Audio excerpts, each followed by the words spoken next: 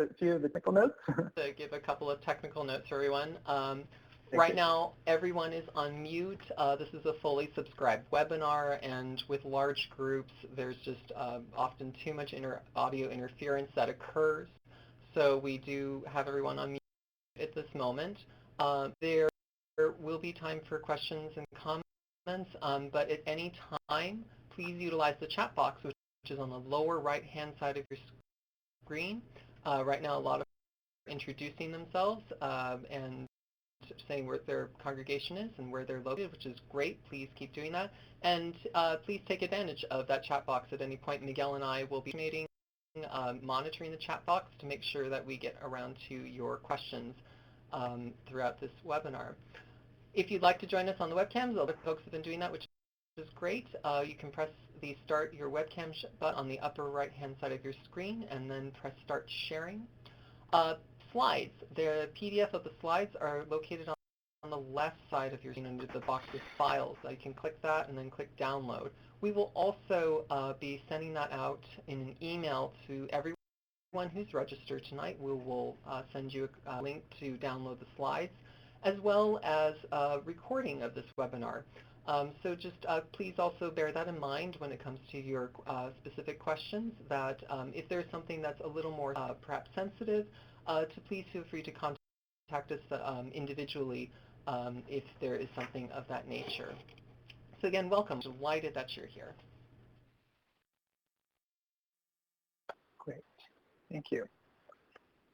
Just before we begin, a few words about the Episcopal Church Foundation. What is the Episcopal Church Foundation? ECF is an independent lay-led organization whose mission is to strengthen the leadership and financial capabilities of our congregations, dioceses, and other institutions, and we do this through a wide variety of programs. If you're not familiar with our online publication, ECF Vital Practices, at www.ecfvp.org,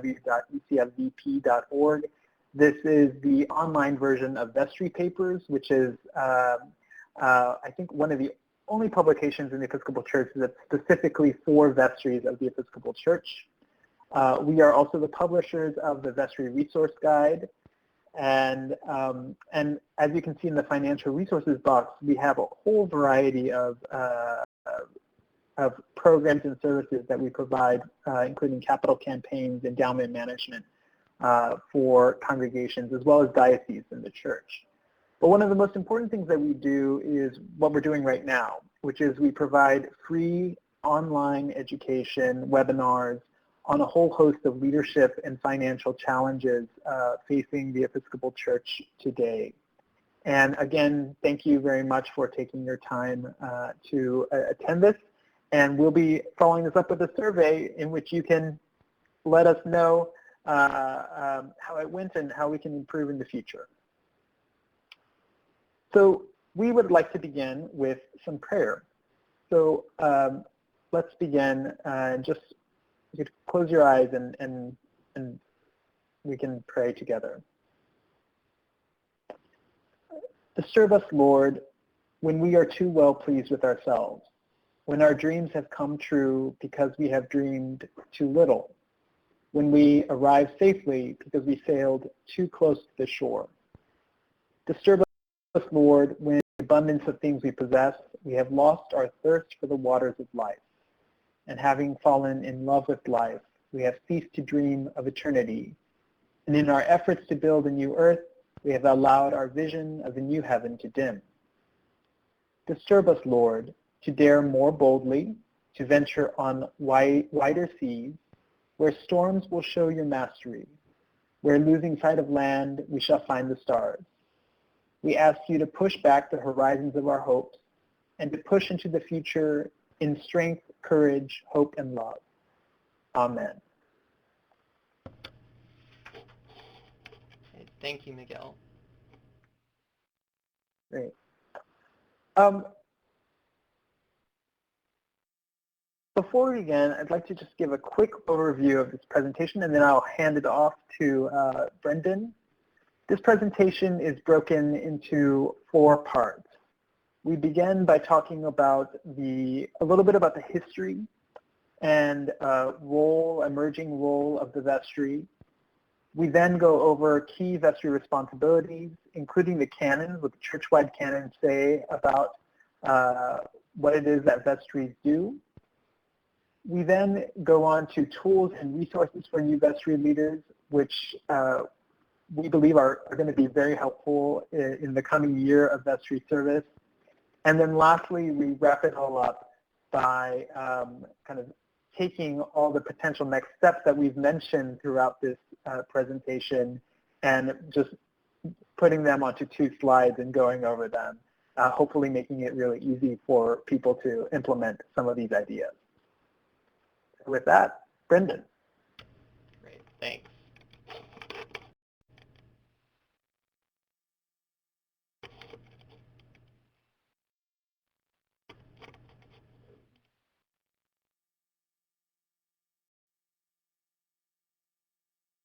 So, to begin, vestry comes from Latin. You may be wondering what the first picture we're showing you is the picture of an armor.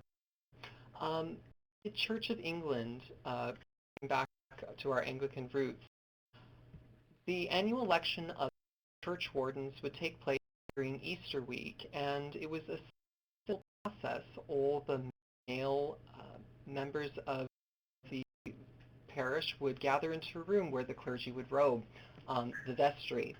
And the vestry was also in reference to the cupboard where the vestments, sacred vessels, and other important documents, including the charters and monies of the parish, would be kept for safekeeping. And the function of this was to hear the accounts of the past church wardens and to elect their successors at this meeting. Fast forwarding to and crossing the pond, in Episcopal Church history, namely in Virginia, parishes had become so large that it was impossible to gather all voting members into one robing room, vestry. So it was developed, the practice was developed to elect 12 members to serve on the vestry. And these 12 vestry members were all men again, and were for life. So just a note and reminder for those out there that thankfully things changed, but back in the day that this was a for life. And while I think that it's wonderful for extended time, we're also very thankful that we've managed to have a more expansive view in terms of who can have their voice on the vestry and who can the vestry. So looking at what it is today, the average vestry is composed of roughly 6 to 12 members. Generally, this is outlined in your diocesan canons and or parish bylaws. The vestry can both men and women. In some cases, there are provisions in some dioceses to be able to allow youth on the vestry, which we would encourage you to consider looking into if that's an option.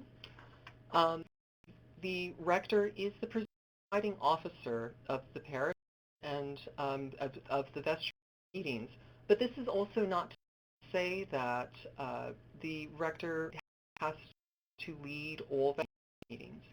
The former bishop of the Diocese of Claude Payne advises rectors to consider training the senior warden or other trusted members of the vestry to be able to facilitate regular meetings. In his words, this allows rectors to focus on the matter at hand rather than how well the meeting is being run, and to be able to note things like body language and to be able to intervene when it is necessary. There are typically 2 wardens on the vestry, senior warden and a junior warden.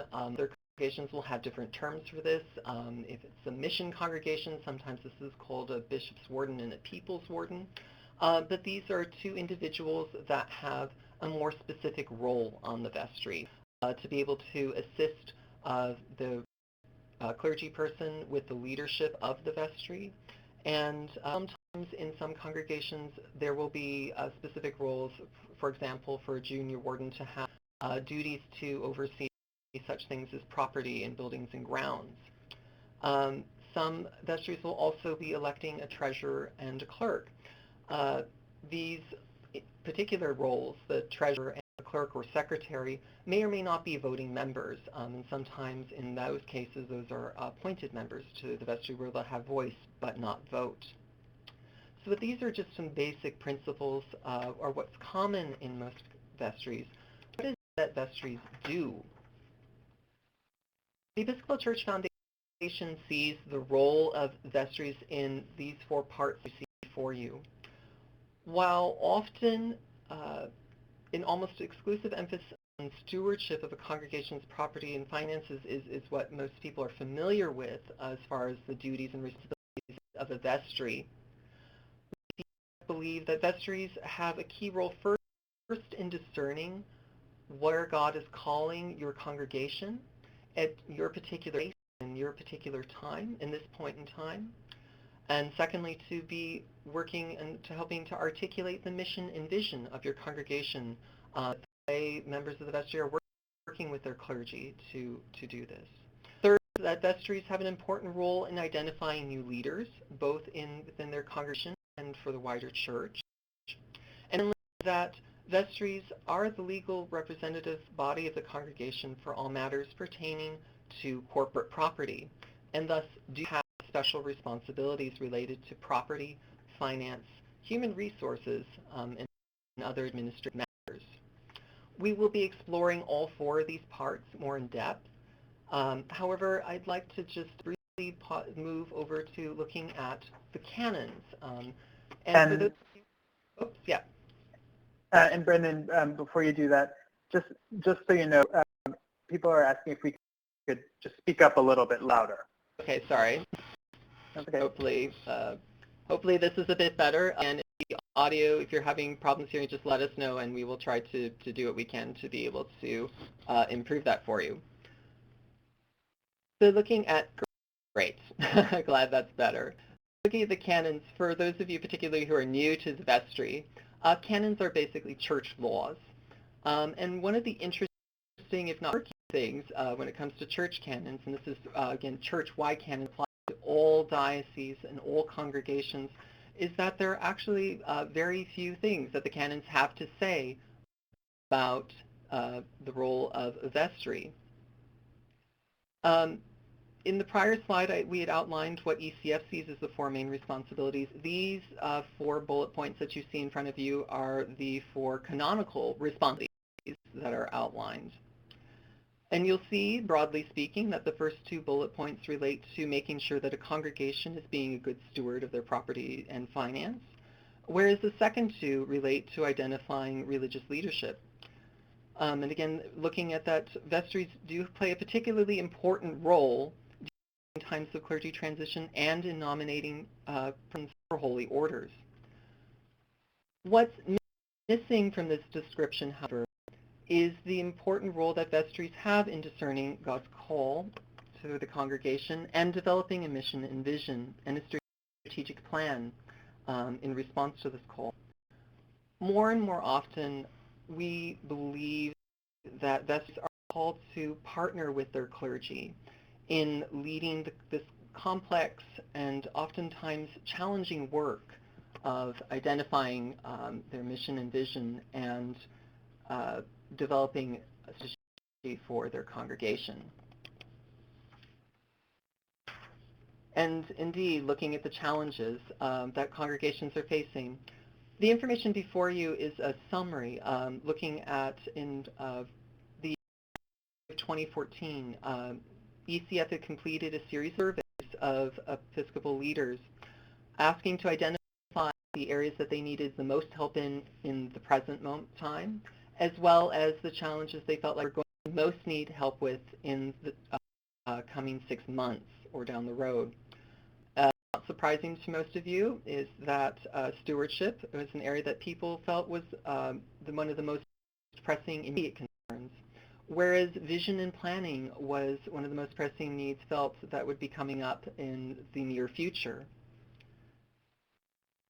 Interestingly, both of these areas hinge on what ECF considers the strategic role of the vestry, namely that of identifying a hopeful vision of the future, which can rally the congregation to generate gifts of time, talent, and treasure. But taking a bit of a more macro, expanding out a little bit further, looking at the importance of why vestries need to be looking at the mission and vision and strategic thinking as the leadership body of the church. Congregations are facing numerous different challenges. As you can see from this list, a few things that we would like to highlight for you. Average Sunday attendance, as we know, continues to fall in many congregations. The most recent data available for 2013, the average Sunday attendance is 61. There's an increased reliance now on lay members to be able to step up into leadership roles and to get things done, with fewer and fewer congregations able to sustain a full-time clergy person. Increased diversity in many congregations, Latino congregations and Asian American populations are on the rise in many congregations and neighborhoods, which reflect the increased diversity in most communities, and also significant generational differences in terms of giving, very much affects what stewardship is in congregations nowadays. But for now, I'd like to hand it over to my colleague Miguel to look at some of the key responsibilities for the vestry.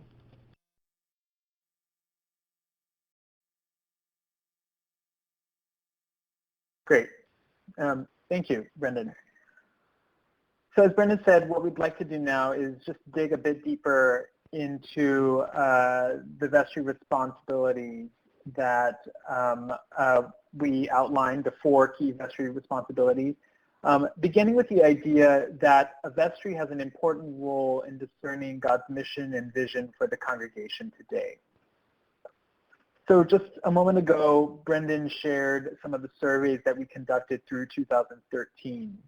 And one of the things that came up in the vision and planning area was the fact that many congregations are struggling with questions of purpose. What does it mean to be an Episcopal congregation today? Who is God calling our local congregations to be? As tempting as it might be to reach or to provide a ready-made answer, more and more congregations are realizing that the answer to these questions have to come from themselves, from discussions among themselves. Each Episcopal congregation is very different, and each will have their own unique way of responding to this call. But what we can do is suggest some ways and highlight some ways that Episcopal congregations throughout the country are getting at this question together. On the right-hand side of the screen, there's a little cartoon of a first-time vestry member surprised to see that Jesus and Bible study are at the top of the vestry meeting agenda. The little caption says, first-time vestry member suddenly realized that tonight's meeting was going to be about more than just the budget. We really believe that vestries need to understand their role as faith leaders of the congregation, holding the Bible in one hand and the annual operating budget in the other.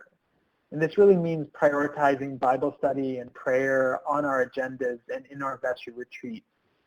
And one of the ways in which we see Episcopal congregations doing this is through the practical work of restructuring some of their restructuring themselves as well as their agenda. So for instance, some vestries are forming a small property and finance committee, which is overseen by the vestry. And this committee makes recommendations to the vestry about many of the day-to-day operational issues affecting the life of the congregation.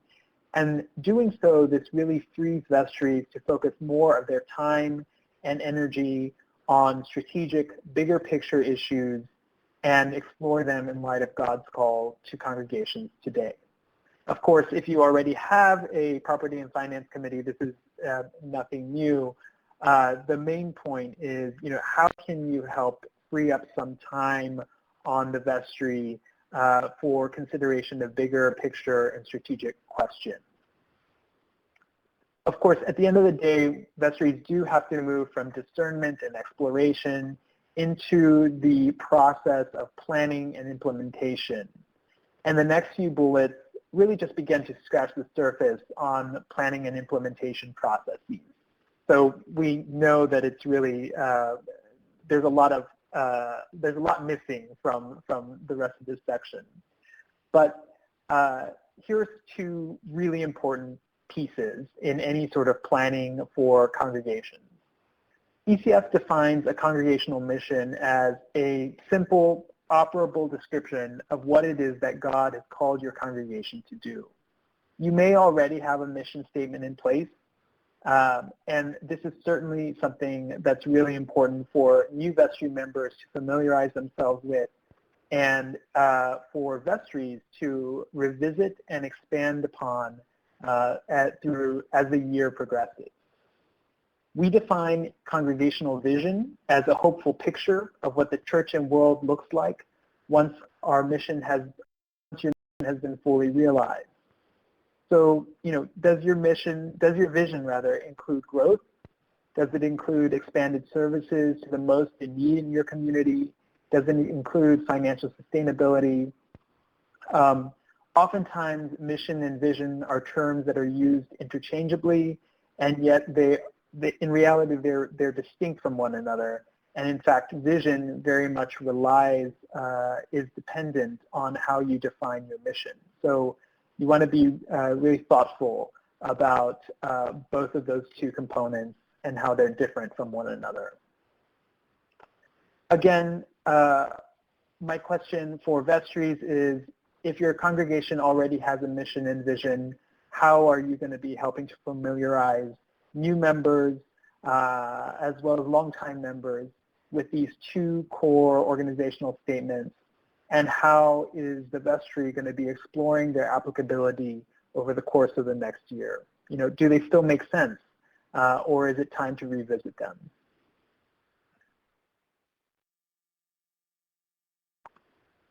Being good stewards of property and resources and creating financially vital congregations. We've really emphasized the strategic role of vestries, and that is in no way to minimize the fiduciary responsibilities, because these are very important. But we do believe that our fiduciary and property responsibilities need to be in the context of a broader sense of our mission and vision. Property, money, staff, and resources are for living out our mission. And the issue, I think one of the things that we see is that vestries oftentimes will prioritize fiduciary and property, but will remain unclear about why it is that they are doing all this work. But in the realm of fiduciary and property responsibilities, there's a lot of issues to address. One of them is increasing the number and diversifying, rather, the number of income streams. So a lot of congregations, rent property. There's the annual stewardship campaign being, of course, a really important part of annual fundraising. There is, many congregations do capital campaigns to do repairs on building or relieve debt.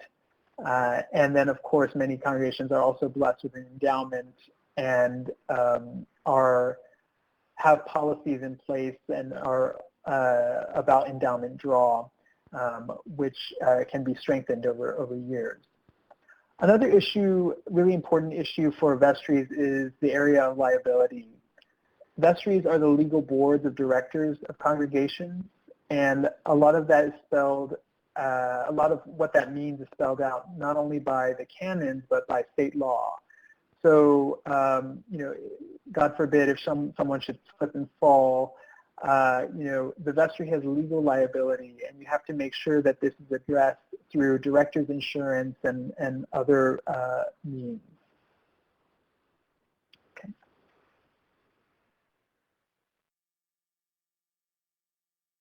Identifying new leadership. as a third key vestry responsibility.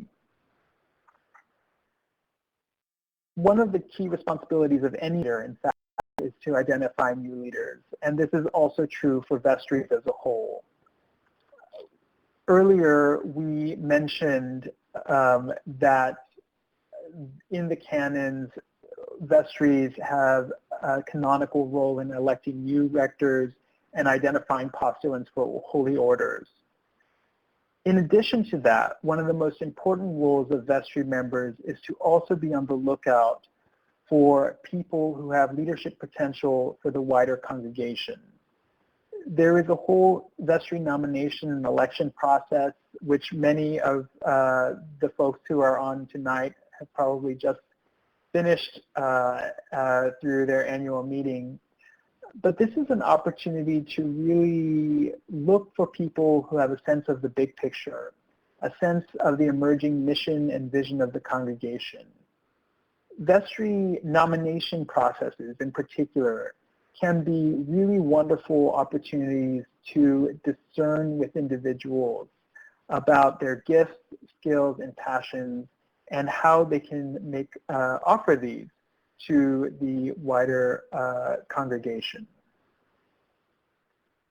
On the lower part of the screen, I highlight just a few lessons from the world of community organizing that many Episcopal congregations are making good use of.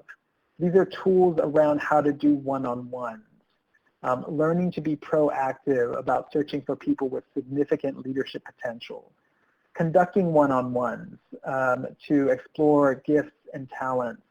You know, if you go online and Google how to conduct a one-on-one, there's some just really simple instructions about, you know, making sure that you're speaking 20% of the time and the other person's speaking 80% of the time, and just ending with a commitment, even if it's a small commitment, to just continue the conversation. There's some really simple and very helpful tools that will help vestries and other leaders engage people who have the potential to serve within the congregation. Another helpful maxim from community organizing is, you know, want something done, ask a busy person. It kind of goes against our intuition here. But the fact is that people who are heavily involved in community activities are oftentimes, not always, but oftentimes, the folks who follow through on their commitments.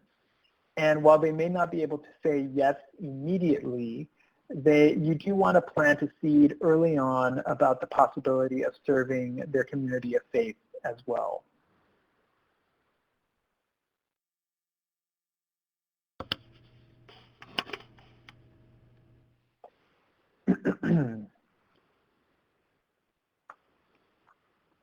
I'm not sure this is a vestry responsibility, but it is the means by which a lot of the work gets done, is of course through meetings and through retreats. And if you're leading vestry meetings or leading vestry meetings, we really need to be thinking about how to structure these so that they are the most effective that they can possibly be. And we believe that tweaking, even something as simple as tweaking the agenda, can have a very significant impact. Vestries need to meet regularly and retreat regularly. These are opportunities to get to know one another, opportunities to discuss big picture issues, opportunities to do some of the discernment and strategic planning work that we've talked so much about in this presentation. In meetings as well as in vestry retreats, oftentimes in vestry retreats is where people will identify norms that are then held and recognized throughout the meetings. Some examples of what these norms might be is, you know, we expect that vestry meetings start on time. We expect people to be at vestry meetings, to attend them regularly. We expect people to listen with an open mind and open heart. We expect people to disagree in an appropriate and Christian way. These are examples of norms that will really, when named and then followed, will really help with the day-to-day functioning of all the work that vestries are responsible for. We've already spoken about the following 2 points. Brendan noted that while the clergy is always the presiding officer, this does not necessarily mean that they need to be the meeting facilitator. And at some point, vestries may arrive at the point in which that makes sense. So it's just an option. We've also talked a lot about beginning with spiritual practices, so I'm going to move on to the next point. The last few points have to do with what we prioritize on the agenda. Remember the cartoon where a vestry member was surprised to find Jesus and Bible study at the top of the agenda? In some cases, it can be as simple as working on making that adjustment over time.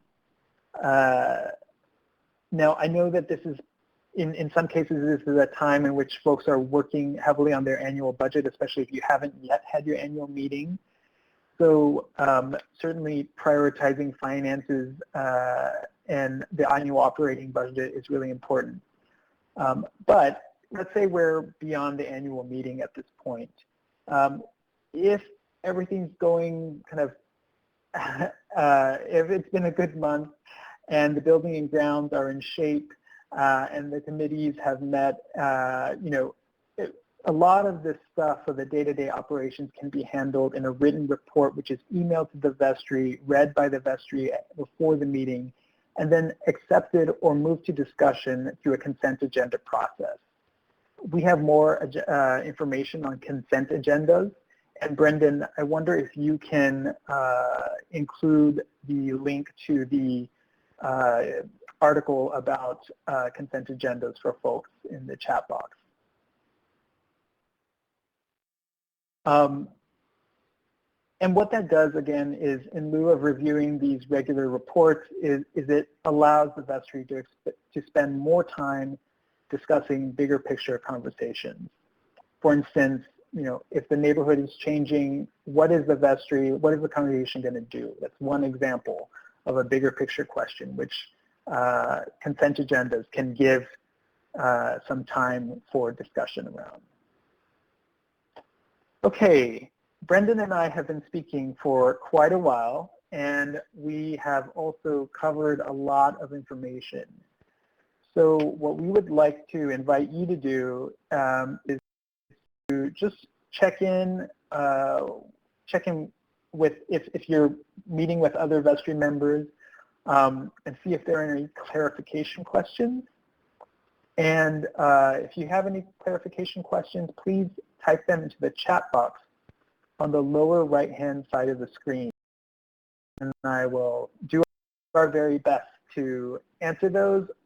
We call on the folks who have 10 plus years in our vestry experts to also help us address the questions.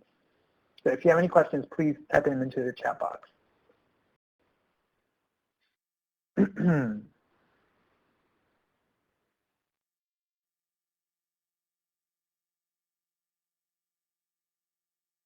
And as we're waiting for some folks to type questions into the chat box, just also for those of you who are more experienced, is this information helpful for you lead and be able to equip some of the newer members of your vestry and your congregation? Anything that strikes you as contrary to your experience, something that has worked better for you? James is asking, can you give more information about director's insurance? The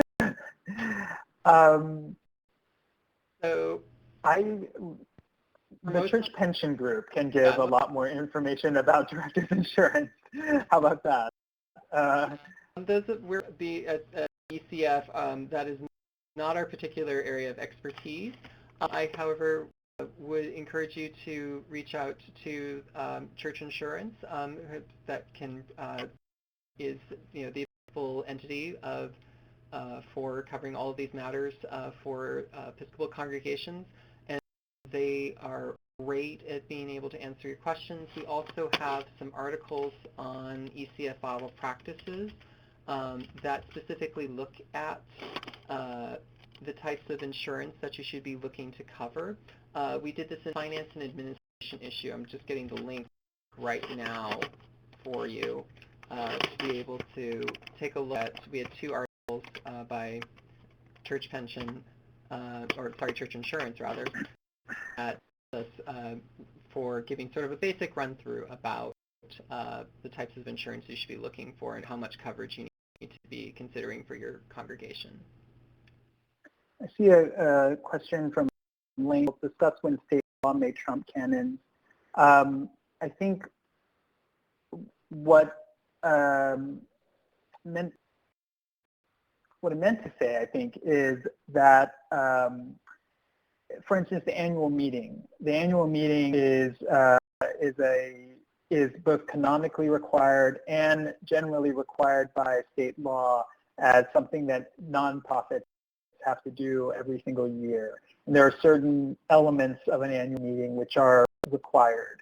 So it's not so much trumping as examples in which canons and state law line up. Yeah. And generally, your diocesan canons are going to be in line with state law. That's where if somebody, for example, asks for a template example, we really can't provide that because that will vary from diocese to diocese depending upon where you're located. Catherine asks, could you briefly outline the basic differences between a vestry and a bishop's committee? Most of the churches in our diocese have church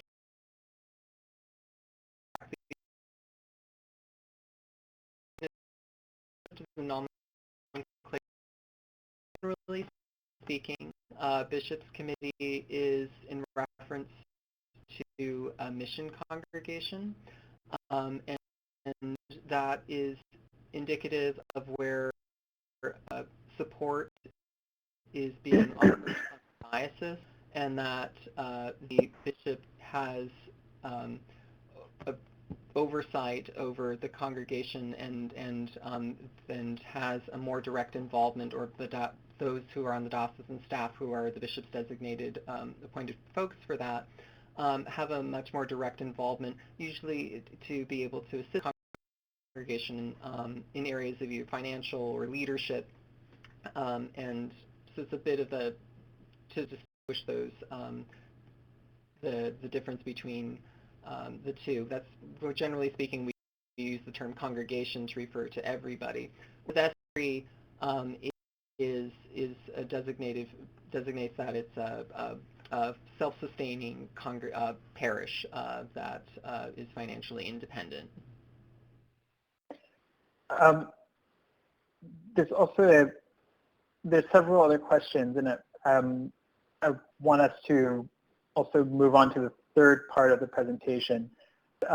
Leona's question, I think, speaks to one of the questions we oftentimes receive, one of the issues that we oftentimes are asked questions about, which is, namely, how representative do individual vestry members need to be of the wider congregation?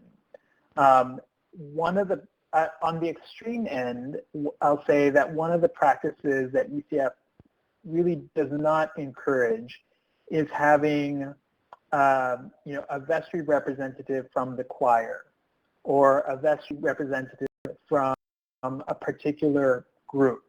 And the reason is that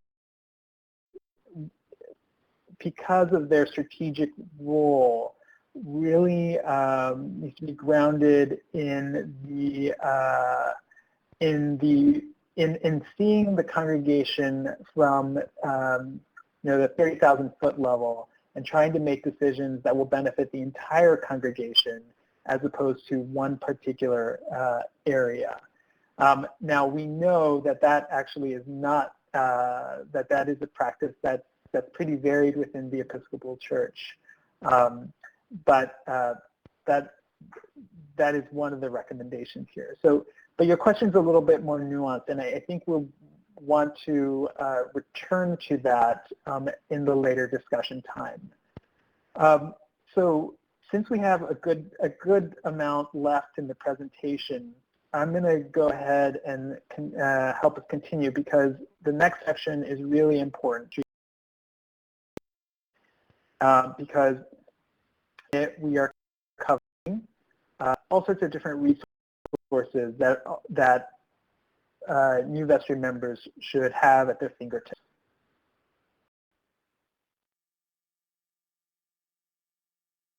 Thank you, Miguel. I was just finishing up a little quick resource for one of the questions there. So some tools and resources. Just looking at what we recommend is sort of constructing your toolbox, so to speak, for both new and returning Vestry members. This is just a list that we have put together of what we would recommend for everybody to have at your disposal when serving on a Vestry or Bishops Committee. Of course, we've made quite a few references to the canons, both the Episcopal Church canons. You should have access to those, at least to be able to have that in your parish office, and especially if you're diocese, because those are very important to be able to refer to when you're looking at things like vestry size. If you are thinking about reducing the size of the number of your vestry members, or maybe increasing, you want to definitely check your diocesan canons. Any relevant state and corporation laws, and of course your bylaws of your parish, if you have those. If you don't, you'll want to look into establishing some bylaws, and may want to consult neighboring congregations or your diocesan offices about that. Some other useful things that are helpful to have are just some information about who you are and where you've come from, about your own congregation and your local community. We'll be sharing another resource that's really great for this. And of course, we are always our trusty Book of Common Prayer to help you lead in prayers and meetings and for other functions. And last but certainly not least, the Bible. And if there's anything that I can impart to all of you, it is that to read the Bible often, all the time, at every meeting, in all the business that you're conducting, when you're looking at forming the budget, to starting a meeting, that as leaders, not an option to be reading the Bible, that we really, this is something that we need to be able to integrate to all that we do. Another resource we'd like to point out that some of you may be familiar with, the Vestry Resource Guide, which is available from Forward Movement.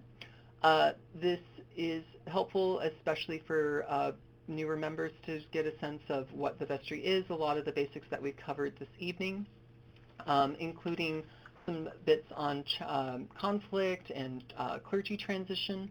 There's also some great Bible study questions and reflection questions that are available at the end of each chapter that you may find helpful in leading vestry meetings. ECF Vital Practices, which if you don't already subscribe after this webinar is done and after you've taken the survey, I would encourage you to log on to ecfvp.org and click on subscribe on the upper right hand side of the screen. It's free. You will get vestry papers and the Vital Practices Digest emailed into your inbox at both times twice a month, and there are plenty of other tools and resources under your turn, which is a great area to submit not only your great resources, but to skim through and see what has been working in other congregations as well, and we've really great stuff on there, as well as archived webinars. So for other webinars that you may not have been able to attend or are curious in, you can view those on there as well. The Manual for Church Business Methods, which was already recommended by Mary earlier, this is particularly crucial and important if you have an involvement in finances. So if you're a treasurer as well, you want to have this offhand. You can see the web link there, and you can download this in the slides as well to copy and click on that link.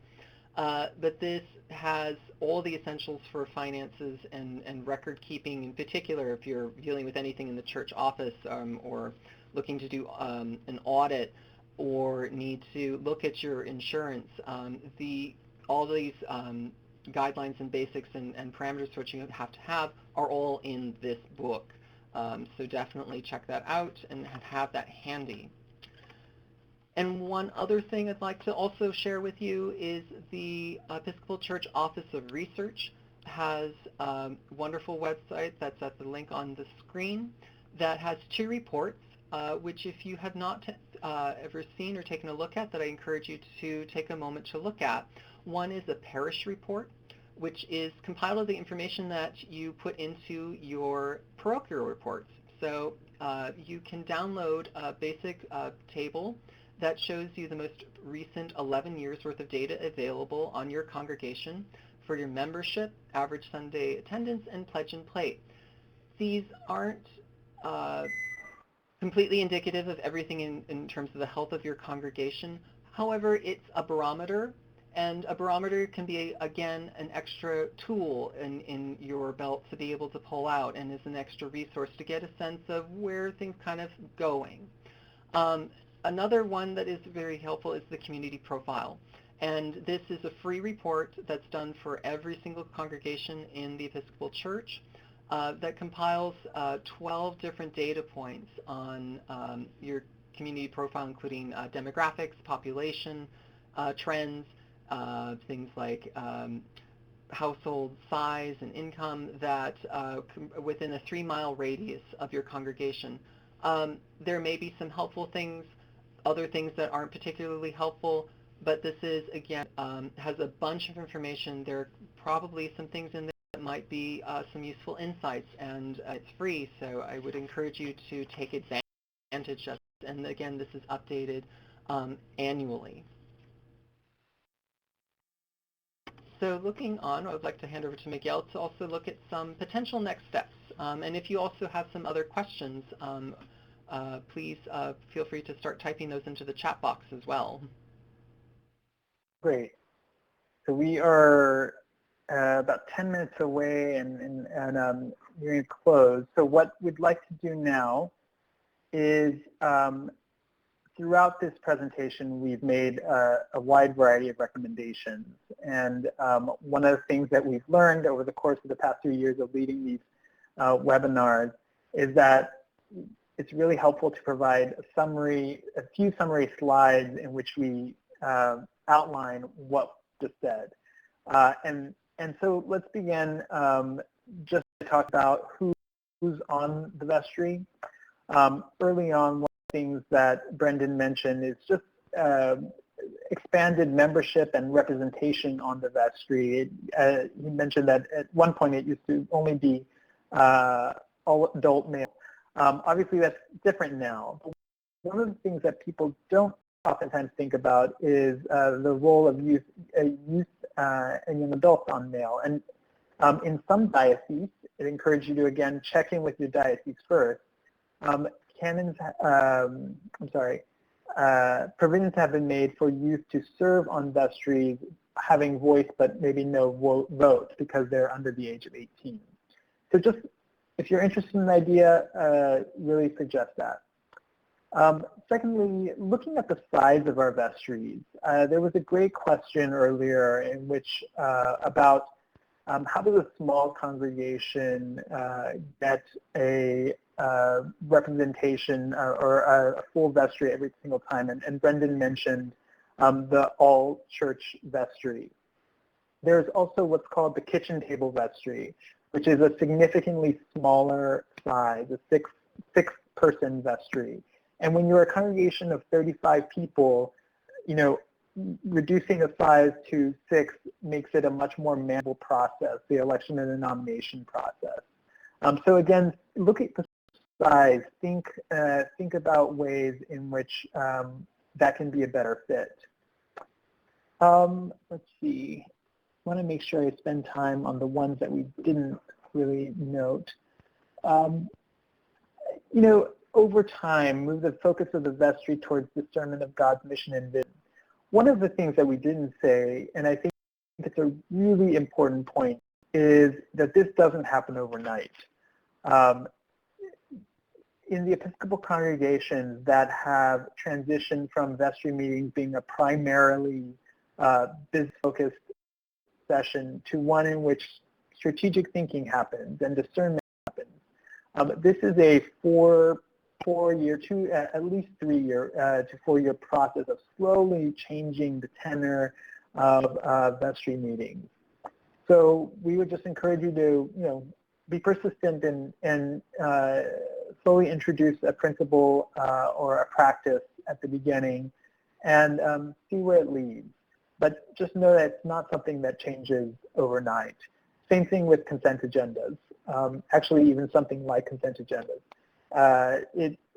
This is about culture change, as I believe the Reverend Marilyn Anderson said recently.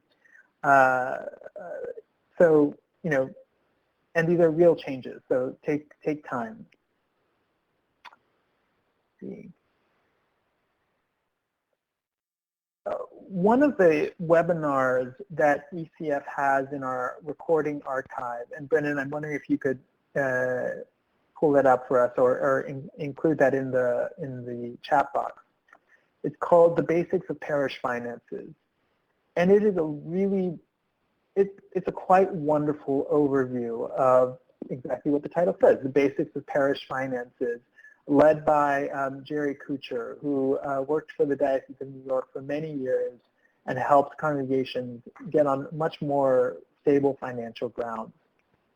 This is really worth watching if you're a vestry or if you're a finance committee, just because of the way he frames and outlines these fundamentals.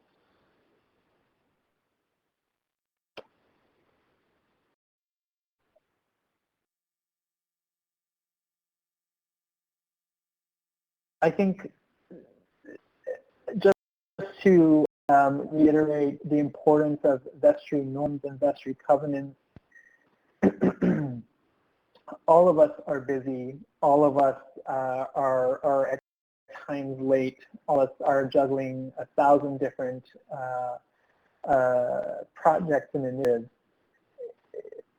At this time of year, this is really the time in which you want to take your vestry on a retreat and have the entire group name some norms for how we're going to work together, how they're going to work together.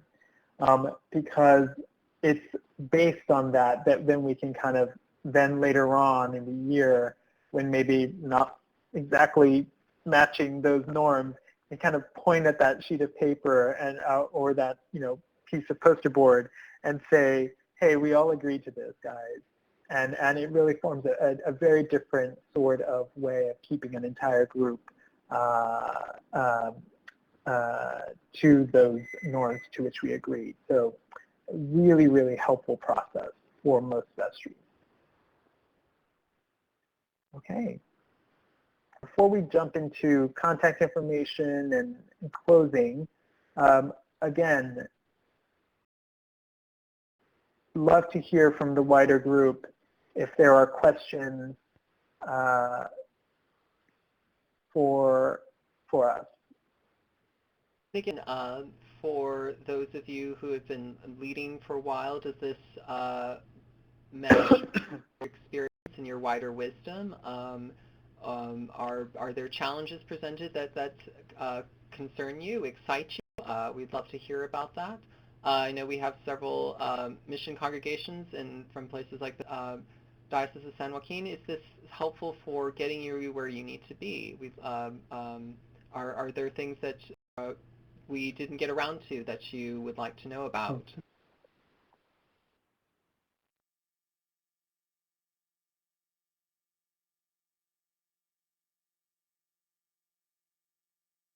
It looks like multiple people now are typing in things, so just bear with us. I'm sure there's a lot we didn't get around to that people We realize that truly there's only so much get around to in an hour, but we hope that this has just have been able to help again with the basics for vestry leadership to get you oriented to vestry service and leadership.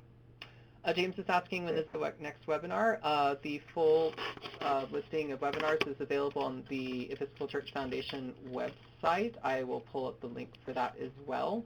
But if you just go onto episcopalfoundation.org and click on the calendar, you can see a list of all of the upcoming events, including webinars. Great question from Richard. What is the typical length of a Vestry meeting, or what would ECF recommend best practice-wise? So, great question. And it certainly is varied across the Episcopal Church. An hour is way too little.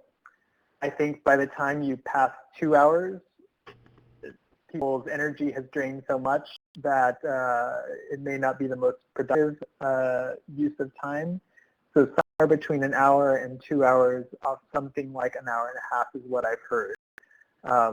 It really is, at some point it becomes a matter of how much energy and attention span people have and how much you have on the agenda. And to follow up on what Miguel was saying, really knowing what's best for your group, there are some groups that for them 2 hours is fantastic, and that is, they really cherish being able to take that much time together. Others, a lot of times I think we hear roughly an hour and a half. Yes, food, nothing wrong, always good, options to have at meetings. But like many things that we illustrated, there is no one prescribed answer for what is the thing for all vestries to follow. Yeah, I'd love to be, I mean, most of the people on, I mean, everyone on this webinar are meeting regularly. So I'd love to hear from other folks what your general norm is, or what you'd like it to be around length of meeting time. While we're waiting for people to type, what I want to flag is just that in about a minute or so, everyone who registered for this webinar will be receiving an email, which includes a link to a survey. We are always trying to improve our webinars, so we would really encourage you to tell us honestly what you thought of the content, tell us how to improve, because Brendan and I are probably going to be doing this webinar for a while after this. So we'd love to hear your feedback as well. Lastly, I'm going to switch them, just take us to contact information. Oops. If you would like to contact us, please be in touch at ecf@episcopalfoundation.org. That email does go to us. Or you can call the 800 number. There are also the web links for our various publications and homepage. So, all right. Well, thank you everyone for coming. Again, we'll be here for just a little bit. And